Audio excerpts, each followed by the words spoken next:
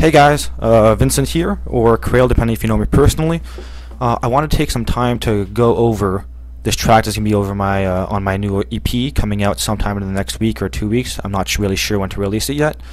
And this one's called Live Strong. It's going to be on the Need You EP, which is going to feature Need You, featuring Jasmina Lin, a great singer.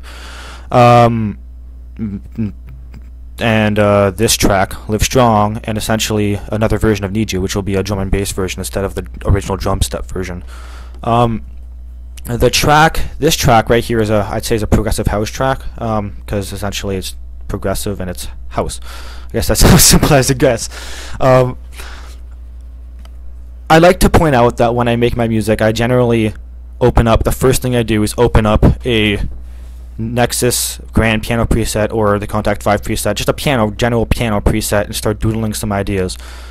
This one in particular came up to me pretty fast. I was just playing the piano, doodling, which I always used to do when I was a child and whatnot. And it kind of came to me that I wanted to make a progressive house track, so I just started playing some chords that sounded good. And to me, I really don't know how to explain this. It's quite weird. Started playing some chords. Then a melody came to my head, and it kind of reminded me of Strobe, now that I think of it. And I kind of like that, actually, the deadmau5 Strobe song. So the melody right here, I'll just play a section segment of the track. You can hear the melody, which is this track right here. It kind of reminds you of part of Strobe, deadmau5's song, which is a 10-minute masterpiece, in my opinion. The melody is essentially fifths repeated in a rhythm, and then with a little doodle-doo or diddle at the end. I don't know how to explain it. I put some chords down. That's the first thing I did, is put that melody, because I already had the chords in my head.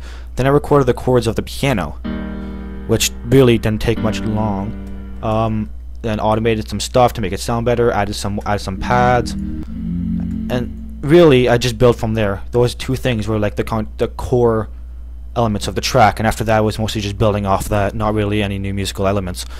I think it still sounds good, even though it's not a very complicated track. I think the simplicity is kind of refreshing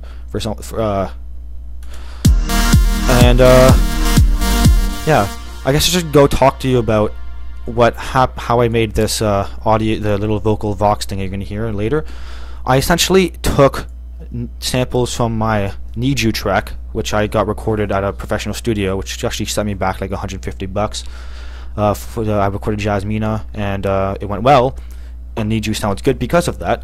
And I took the vocal sample and just chopped it up, and then I chopped it up into a melody that I think I liked, which I kind of just came up to with on the spot. And I had to export it because it kept just stretching every time I opened the project, which was driving me insane. So I exported it, and then I kind of got rid of the actual thing that I made, like the actual chop, so I can't really show you that. But here's what it sounds like alone.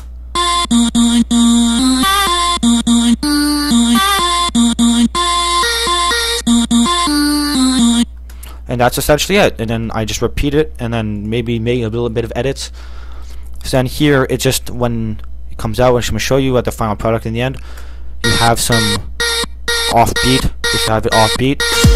And you have some vocal effects, so essentially just some swells that were actually just going one way. I just reversed the audio file to make it a swell.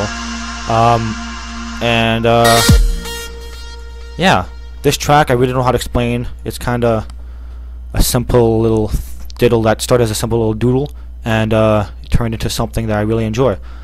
So I could play you a part of it. The preview is already available. This entire part here is in the preview. This entire part, like the entire beginning of the track up until then. And I guess I could show you what it sounds like.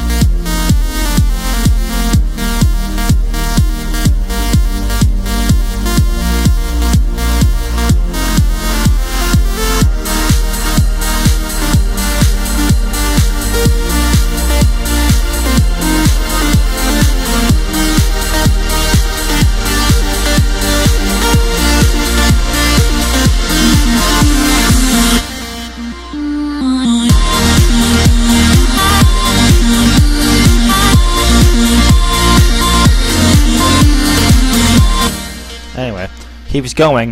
Before I essentially spoil the rest of it, I'd like you to listen to the EP when it comes out. But I guess I could go into instrumentation now. What kind of plugins I use? I used a lot of Spire. I'll tell you that right now. I really enjoy the plugin Spire. It's essentially a synth plugin. I don't have my MIDI keyboard plugged in right now, so I can't really doodle around for you. But essentially, I use some Spire presets, some self-made Spire things. Essentially, I made my own Spire sounds, but a lot of presets too. A mixture of both, some tweaked presets, just a good mixture of everything, I guess. I used Nexus for the sub bass. I used Omnisphere, which is a beautiful plugin if it loads. And it's loading. Here we go. I absolutely adore it. I use essentially all I use is some pop female, whatever you saw there, pop female combo stacks. Essentially which sounds essentially, I think it's this one. Yeah, it's this one. Sounds like that. And lots of side chaining, which essentially, if you don't know, it's what gives a song its pulse.